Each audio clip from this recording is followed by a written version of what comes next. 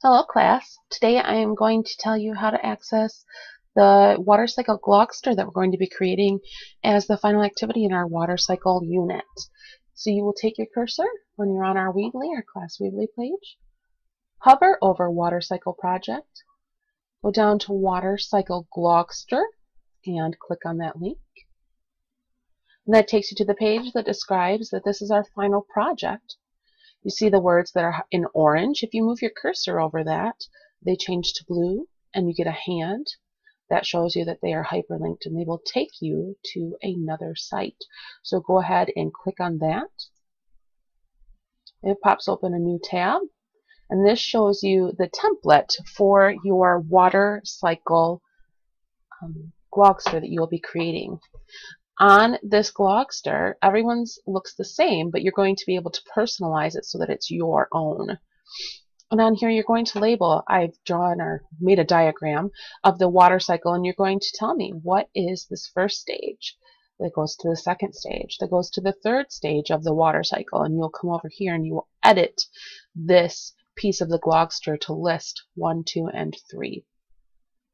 Then as you scroll down, you will see that it says 2 interesting facts. Now we gathered 3 interesting facts during our time researching the water cycle, so you only need to provide 2 of those. And remember, those 2 interesting facts cannot be that there is evaporation or whatever other part that we deciphered or determined was in the beginning of this part of our Glogster. So then you're going to come over here, and under the snail it says why is it important, and remember we researched why the water cycle was important. And so on this section you're going to be able to put stickers on here of different things that you find that explain why the water cycle is important to us and to life. So now that we've kind of explored what the template looks like, you're going to come up here and click on this button right here. It says log in. Test, teach, and 1, 2. Okay, I'm going to click login. This should take me to my dashboard. This is your welcome page when you come into Glogster. Most important right here. So that's really where you need to go. And then you're going to find Water Cycle Project. Water Cycle Project is right here. So once you're under projects, Water Cycle Project, and then you are going to come and you're going to hover over here, and you see once again you get the hand. That is where you need to go. So click on Water Cycle Project, and it will take you to the project detail page. On the project detail page, we have the ability to create a glog for this project. So we're going to create, we're going to click on that. And now we are going to be inside of our Glogster. And as soon as that finishes loading, this is your editing bar. If you click on this button, it takes you back to the magnetic tool and it hides that. And if you need it again, you just hover over it and click and it opens back up. So as you see when I hover over, I don't want to change anything here, but I want to do double click and then one more time. And then I'm going to be able to type in the first part, and so on and so forth as I go on down. And then when I'm done, I click OK. Now I can scroll down my page, do the same thing here, double click, and then click at the end and give yourself a space, and then you're going to type in there, and then you click OK. Now the last part, you see here's my magnetic bar, and when I click it brings that tool down, and I want to click and open that, and I want to go to graphics.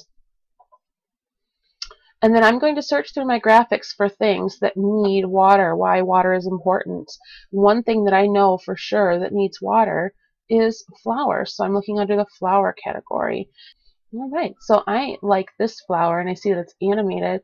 So I'm going to click on it and then I'm going to come over here and I'm going to use it.